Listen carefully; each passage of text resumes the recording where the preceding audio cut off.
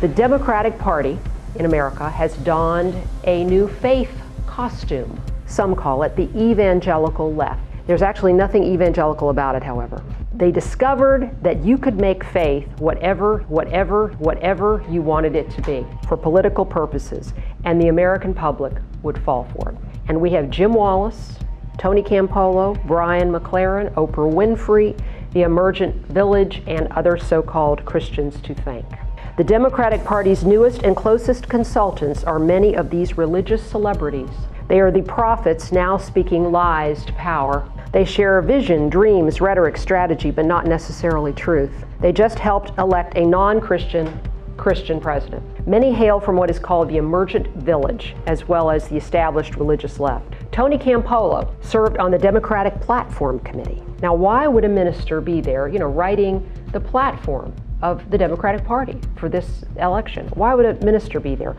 Only if he provides strategic input critical to a vital voting bloc. He said he hoped to soften the party's abortion position. Was he sincere? It wasn't very effective. Campolo also served as a faith advisor, don't forget, to Bill Clinton, which also speaks to his effectiveness.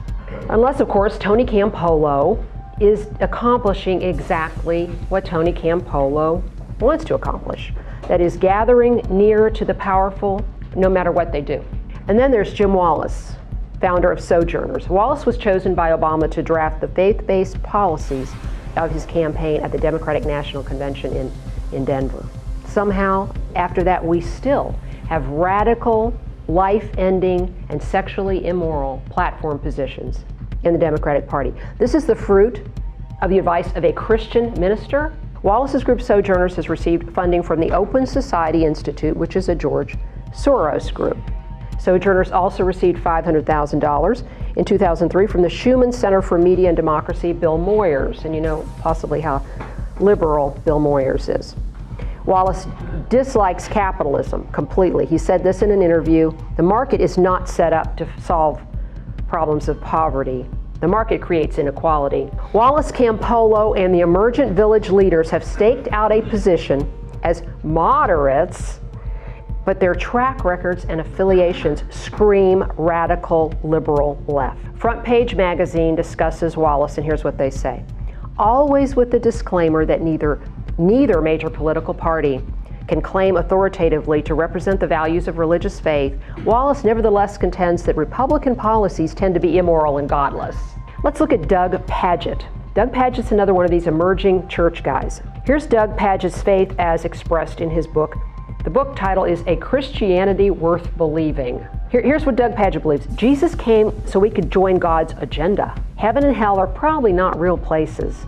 And sin is really disharmony with other people and with creation, and not so much, offense to God. Pagitt rejects the wrath of God in an end times eschatology. He gives tacit endorsement to homosexual clergy and even those who are in a so-called same-sex marriage. Rob Bell, at this year's National Pastors Conference this past February in San Diego, sponsored by Zondervan and InterVarsity Press, Rob Bell was a plenary speaker, featured speaker, said he believes the Bible is a human product, not the product of divine fiat. Brian McLaren, same conference, says he believes that the age of sola scriptura is over. When asked about the early church's expectation of the imminent final coming of Christ, McLaren rejected Christ's final coming out of hand.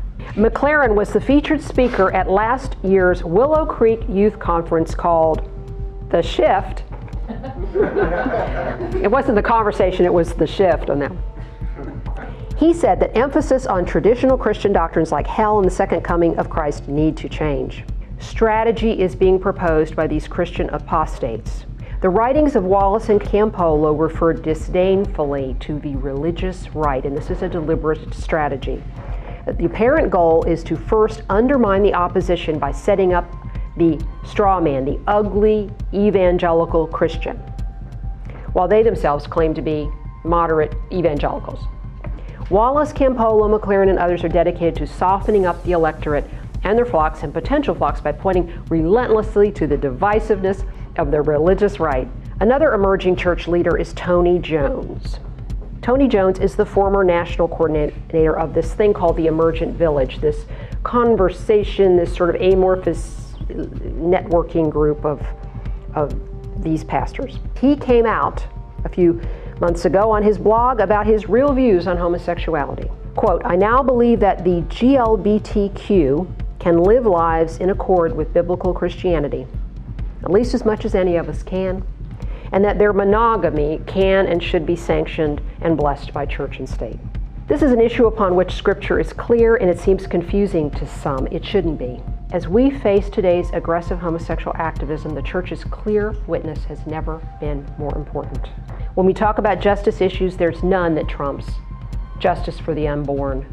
None of us can see into these folks' hearts, but it sure looks like trendy, compromised Christianity that condones abortion and embraces homosexuality, because this position yields powerful friends. It would seem that some are more interested in pleasing or appeasing the media and proud, defiant sinners than in obeying God.